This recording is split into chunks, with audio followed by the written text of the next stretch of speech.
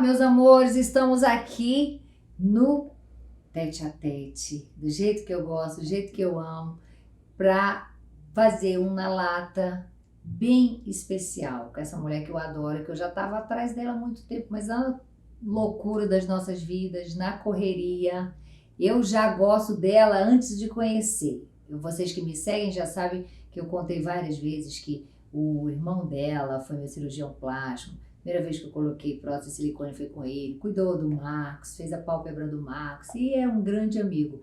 E depois que aconteceu essa história da CPI do Covid, essa loucura toda que fizeram com ela, né? Porque eu considero uma loucura, uma barbárie, finalmente a gente conseguiu se encontrar para falar desse livro que ela recém lançou, né? Estamos com a doutora Nice Yamaguchi, meu amor. Que linda. É de uma calmaria. O ser humano diante do câncer e a vontade de curar. Gente, olha, eu sei bem o que é você ficar lado a lado de uma pessoa que atravessa um câncer, doutora, e não é fácil, tá? É brilhante o trabalho que vocês fazem. Eu tenho outro grande amigo oncologista, que é o Dr. Fernando Maluf.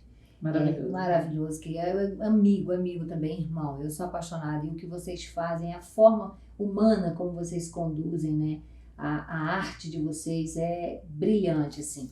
Gente, a doutora Nice, além de ser essa médica brilhante, ela também vai se aventurar na política.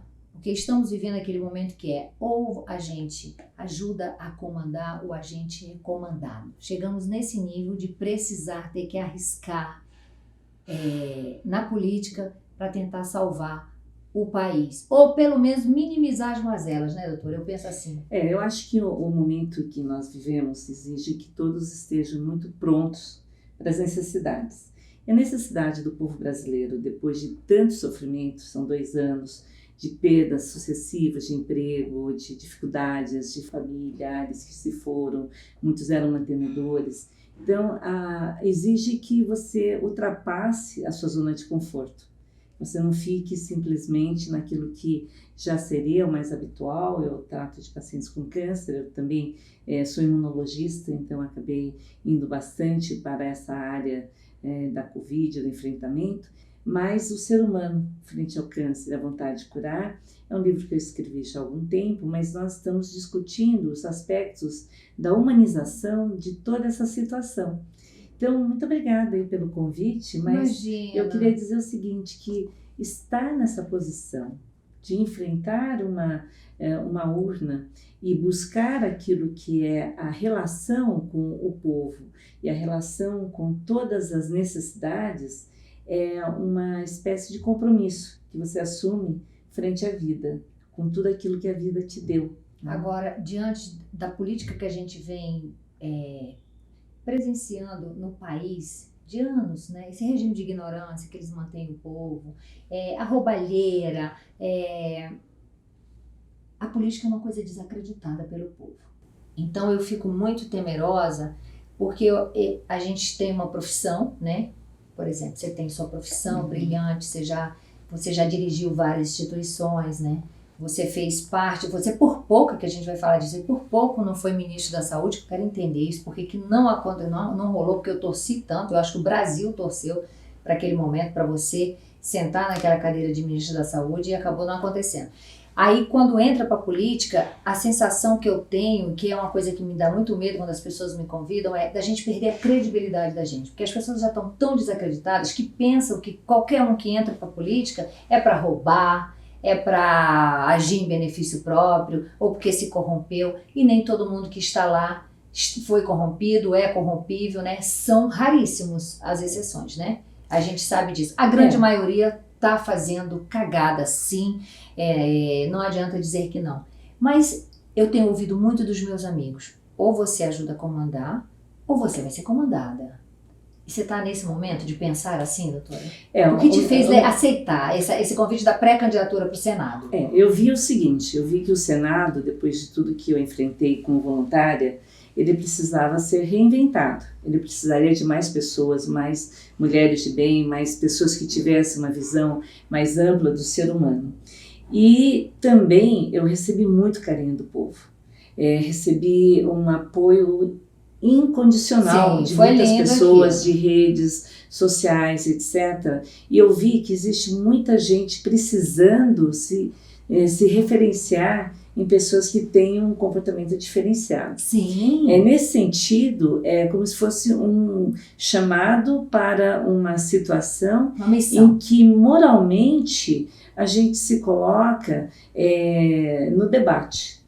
Você está se oferecendo para uma exposição que muitas vezes vem extremos ataques. Por exemplo, essa semana o meu Instagram foi hackeado, as minhas contas foram invadidas, o meu celular foi clonado, isso ao mesmo tempo. Então, assim, simultaneamente seria estranho, né? Claro, tudo está acontecendo. Tá na cara. Não posso dizer que seja, mas é uma coisa estranha, e você se vê também frente a uma sequência de 2 anos onde pouco do que eu falava era bem interpretado. Então, tudo virou uma grande narrativa. Mas sabe, Antonella, o que é bom? O que é bom é esse encontro. Esse encontro com as pessoas de bem. E a oportunidade de você se posicionar. E outra, eu estou aqui pensando numa série de coisas que são ligadas à governança em saúde. Eu conduzi durante 1 ano e meio. E que você já vem fazendo há muito tempo. Bastante. A questão dos pacientes com câncer, os pacientes com síndromes crônicas, tudo que aconteceu agora no pós-Covid. Então, nós temos muita gente sem tratamento, sem condições de ser atendido.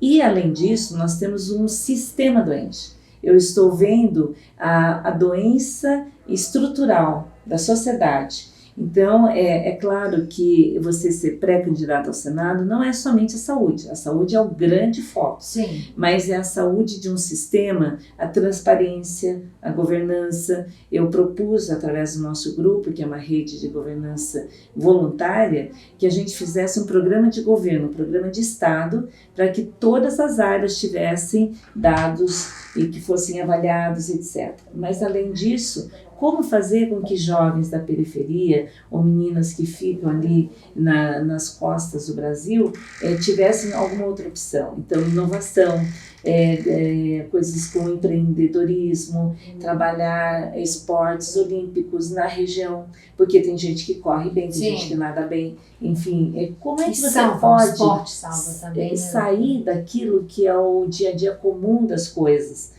Essa capacidade de olhar aquilo que todo mundo viu, mas não enxergou uma outra opção. Sim. Isso em inglês se chama serendipity.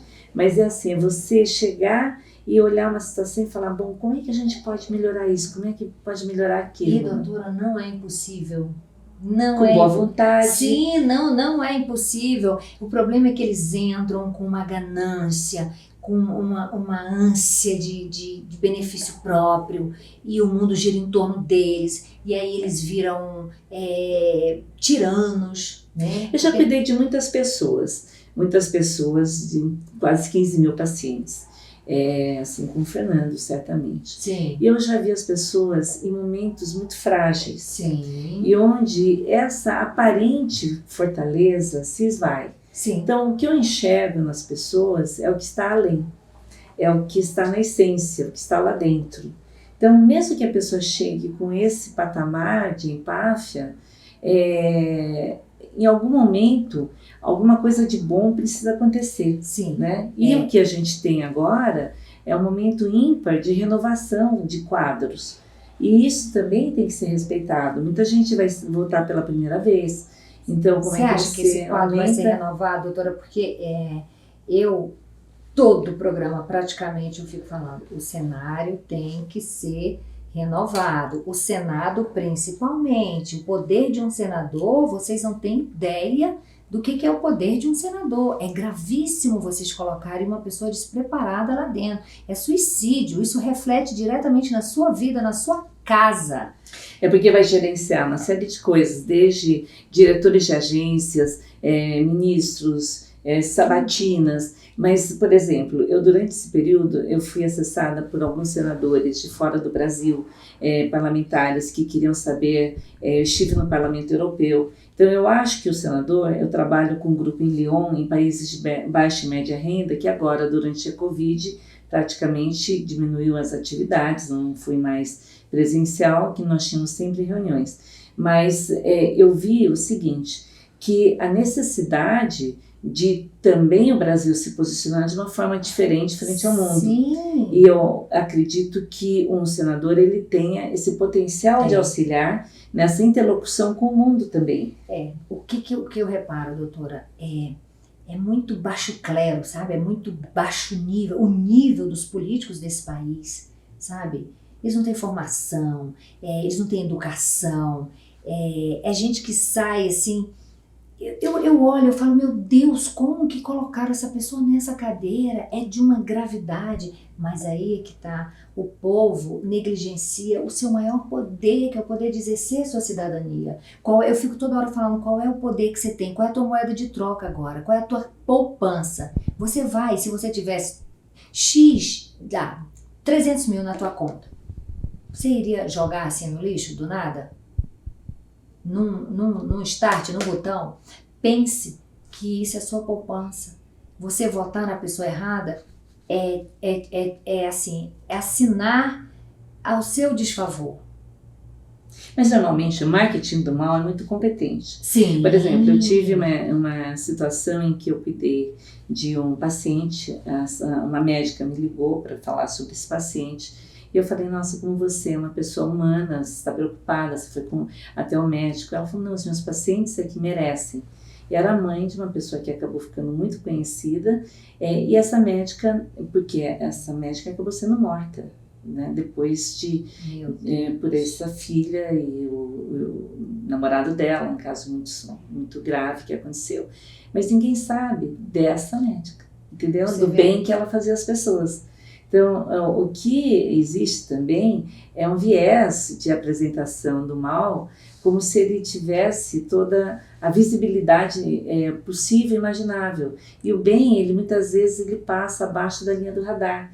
Então, o que a gente precisa é trazer mais dados, como, por exemplo, alguns que eu trago no livro, que são pacientes que superaram, pacientes que vão além, ou situações em que você reflete mais sobre a sua vida e a vida do outro.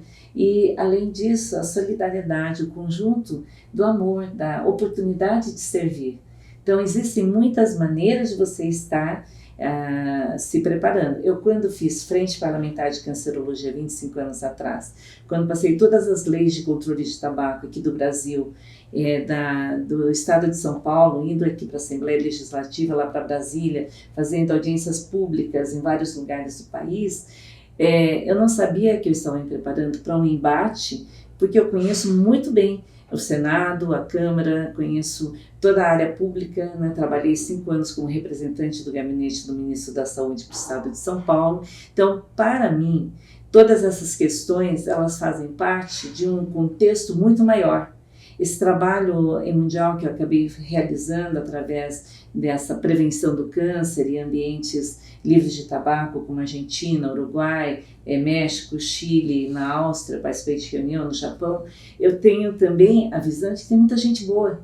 Essa a questão, eu acho que tem muita gente boa que não tem voz. Sim. E é por isso que eu também procurei dar voz aos assuntos que eu achei que eram necessários durante a pandemia. Sim, claro. Em cada momento. Quando todo mundo achava que ia ser ministra que chamavam você de a conselheira do Bolsonaro. Isso foi um outro aspecto, de que eu era assim, eu fazia atividades pontuais. Não é? Então, nós temos uma área que é consultoria eventual que você pode fazer, em que eu fui no Conselho Federal de Medicina, fui no Ministério da Saúde, conversei com generais, conversei sobre as questões relativas à transmissibilidade do vírus, as etapas que nós tínhamos que ver, a forma precoce de tratar, etc.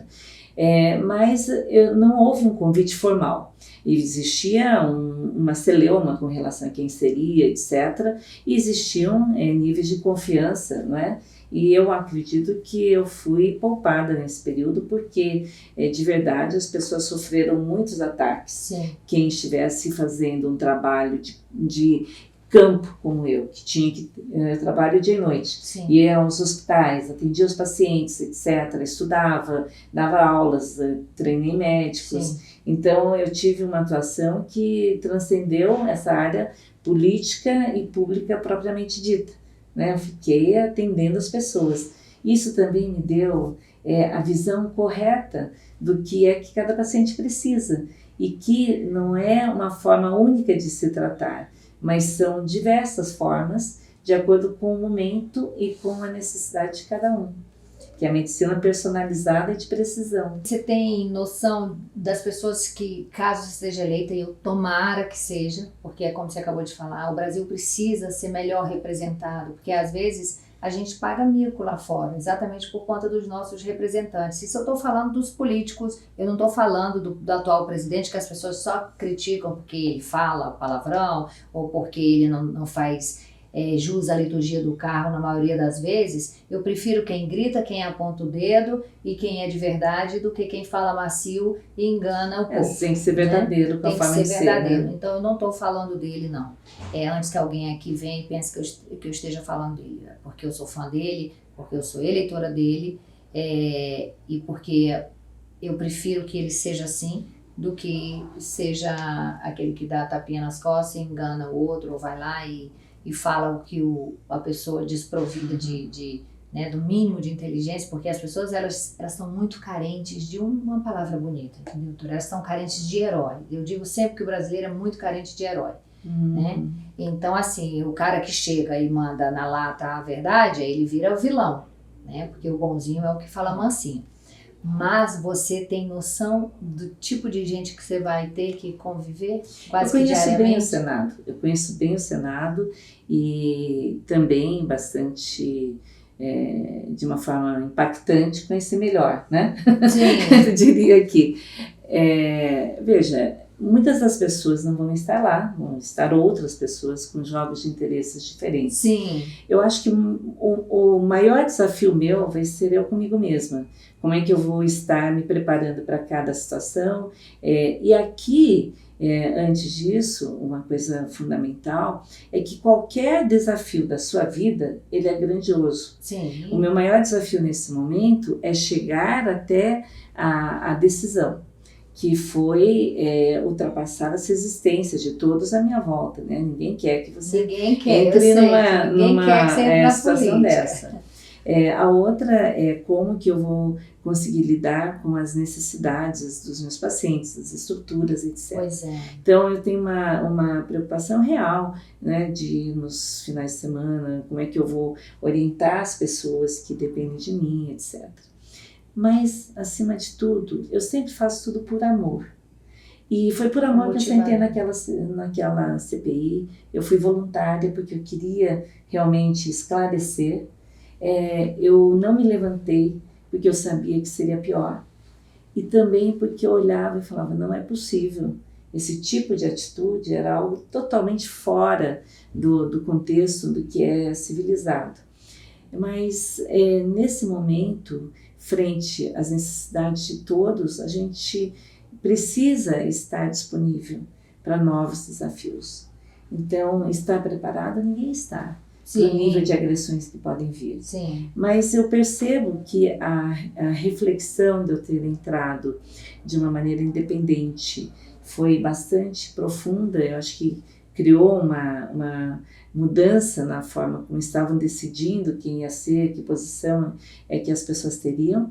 E, ao mesmo tempo, deu um alento para o povo, de que é possível que outras pessoas se voltem e venham se alinhar. Então eu tenho mais médicos que estão entrando para a política, que estão vindo ajudar, pessoas que têm tido uma voz predominante, estão também se colocando à disposição. Então isso é um movimento positivo. Mais pessoas estão querendo fazer o bem. Sim. E eu acho que você deve pensar nisso mesmo, porque pessoas que têm voz, elas podem ser melhor ouvidas em determinados locais, mas o caminho, o trâmite de como são feitas as políticas no Brasil, eles vão ter que melhorar, porque até hoje é algo ainda muito subreptício, né? Sim, eu penso, doutora, que na comunicação, de repente, eu posso ajudar mais. Apesar de que, para você ter ideia, eles tiraram 90% do alcance do meu canal. Há muito pouco tempo atrás, uma entrevista minha com a senhora, por exemplo, a gente ia em 24 horas, 500 mil de views, né, Bruno? Uhum. Hoje, se a gente chegar a 100 mil, é um milagre muito grande. Para você ver a tristeza que é, sabe? Tira o teu alcance, não avisa. Que é uma outra coisa, por que e quem decide qual é o alcance? Por que é que deve ser assim? Pois é. E quem é que pode falar e quem não pode falar? Então, essas questões você pode rediscutir num plano legal. Sim. Você pode estar ampliando a voz daqueles que querem falar. Então, esse é um outro aspecto. Doutora, eu também amo você. Eu quero ficar aqui gritando pela doutora Anice, torcendo. Não falem assim com a doutora Anice, seus misóginos. Eu falei com a doutora, gente, antes da gente entrar aqui, que eu falei, doutora, mas como que você conseguiu respirar fundo e se deixar ser tratada daquela forma? Aqueles machistas horrorosos falando daquele jeito de você, e como se eles fossem os médicos, como se eles tivessem estudado a medicina, né? Tirando, né, todo o seu mérito. Eu não ia ter estômago para aquilo. E qual foi sua resposta? Eu agi como eu ajo normalmente com as pessoas, com respeito, com categorização das questões e com a oportunidade de colocar os dados. Tanto é que um dos desesperos de um deles é que o povo estava acreditando em mim. Sim. E aí, de repente, ele voltou, não acreditei nela. Ela fala mansinho. Aí, os outros falaram, nós não podemos trazer médicos para cá porque as pessoas vão acreditar. Olha que gente, absurdo. Isso significa que você conseguiu passar um recado. Sim. Mesmo que muitas pessoas não concordem com o que eu digo, elas tiveram que prestar atenção que existiam outros pontos de vista. Então, essa oportunidade de você trazer o contraditório é uma questão da democracia. Então, o que eu estou buscando hoje, através dessa pré-candidatura, é a busca da democracia, do espaço para a voz, para as atitudes corretas. Sim. Que a gente não tenha que se curvar aos desígnios dos mandantes de um poder abjeto. Sim. Sabe? Que a gente possa realmente buscar, com esperança, fazer a diferença. Mesmo que muitos digam, mas as pessoas entram lá e se transformam. Como eu vi aqui na preparação, estávamos conversando com outras pessoas. E aí eu me pergunto, qual é a chance de você, depois de 60 anos de tempo, de idade, você não continuar sendo você mesmo? Existe. Do quê, né? Existe, a chance existe. Então, qual é o maior desafio? É você se ter. Você continuar se tendo como pessoa. Você ter valores e você saber quem você é em meio a qualquer situação. De onde você veio, para onde você vai. Exatamente. Acho que é isso. E principalmente isso, para onde você vai. Se você tem uma noção de que nós estamos aqui de passagem, sim, que por mais que a gente viva, eu não tenho mais 50 anos de vida pela frente, e que o que eu puder fazer, que seja o melhor para cada pessoa no seu melhor tempo. É porque diante de todo o trabalho que você faz, humano, né? Porque hoje em dia, a gente vai falar isso no talk show da Antônia, gente, tem muita coisa para falar, mas eu vou guardar um pouco pro talk show da Antônia, hein? Eu roubei a doutora Anice aqui pro Nalato, quanto não poderia jamais deixar de ter ela aqui no nosso canal. Então, assim, é porque essas pessoas, elas não são humanas, elas não sabem o que é se dedicar ao outro, como um médico, principalmente um oncologista, faz, né? Então eles não sabem, eles não têm essa noção. E eles são rasos, eles são puerios, eles não têm propósito. O propósito é enriquecer na política, todo mundo quer ser político, todo mundo quer a caneta, todo mundo quer o poder. Então eles... Mas aí o meu medo é que as pessoas... É muito grande, mas aí o que a gente precisa fazer é dar um jeito das pessoas entenderem, assim, aprenderem a separar o joio do trigo. Nem todo mundo é igual. E que pessoas, por exemplo, como você, não tem por que se transformar. Eu virei uma política e vou fazer carreira na política porque é maravilhoso. Você já tem seu lugar, você não precisa disso, entendeu? O que você quer fazer é melhorar até dentro da sua área. É um grande desafio. Assim, a oportunidade de você rever a saúde do Brasil, Sim. de outra magnitude. A oportunidade de você trabalhar o contexto da organização do sistema público de saúde, né? Olhar os defeitos, os déficits, as lacunas, tudo aquilo que você pode trazer para o bem da população. Eu acho que se tiver isso muito claro na sua vida, as portas se abrem. E dinheiro né? tem. E dinheiro tem. Tanto é que mais do que precisaria para já estar hoje com um padrão de situação. saúde muito melhor. Sim. Se o dinheiro não fosse desviado como ele deveria estar dando mais saúde básica, mais saúde da família, mais oportunidade de diagnósticos precoces de várias áreas. Né? Para a gente encerrar isso aqui, eu preciso que vocês entendam o seguinte. Os governadores que roubaram dinheiro da saúde, que a gente fala só do dinheiro, mas que muitas famílias perderam seus entes queridos. Então estamos falando de vidas ceifadas que a gente esquece. Às vezes parece que o dinheiro é mais importante do que a vida que essas pessoas... Com certeza. Vidas que se foram e de todas as idades, de todas as cores e raças, vamos dizer assim, entendeu, doutora? E aí a gente nem fala disso, só fala do dinheiro que foi desviado. E que ninguém mais tocou no assunto. E sabe quando que eles vão devolver esse dinheiro? Nunca, porque o Brasil é o país da impunidade. É isso que eu quero que vocês hospitais de pensem. campanha que foram já destruídos porque não funcionavam. Porque não funcionava, respiradores que nunca chegaram, enfim, por aí vai. E sabe o que vai acontecer? Nada, já mudaram até de assunto, o assunto agora é outro, entendeu? Então, mulheres, vamos chamar aqui para as mulheres, né? Porque nosso público é feminino e o poder está na mão das mulheres, porque é a mulher que vira inclusive com o marido e fala, marido, acabou, agora você vai votar no fulano, no ciclano, porque acabou, entendeu? E o marido vai lá e vota. Então, assim, vamos pensar com muito carinho na doutora Anice, para a senadora aqui de São Paulo, que a gente precisa botar um cenário digesto, né? A gente precisa montar um cenário digesto no Senado. Né? Eu acho que na Câmara, no Senado, mas o Senado é de uma importância tão grande que é lá que vai mexer. Inclusive muitas leis que estão erradas aí. Tem um papel para cada coisa, né?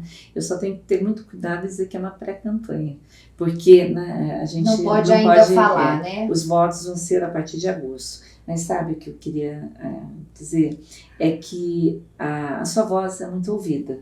Então, também amplie canais, amplie programas, vá aos lugares, porque é isso, essa coragem, essa vontade de fazer é necessária. Eu tento fazer isso, eu tento ir em todos os lugares, porque para ser vista, para ser ouvida, para inspirar pessoas, porque a minha história de vida eu acho que leva a esse lugar de inspiração, entendeu?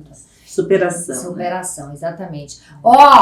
Temos na próxima semana doutora Anice Yamaguchi no Talk Show da Antônia. Vamos falar de outras coisas também muito interessantes e que não foram faladas aqui, tá bom? Um beijo no coração de vocês e aqui, eu queria tanto ter ido, doutora, mas eu não pude, porque no dia do lançamento eu tinha que estar no Rio. O ser humano diante do câncer e a vontade de curar, tá? Obrigada. Beijo, obrigada, sucesso, viu?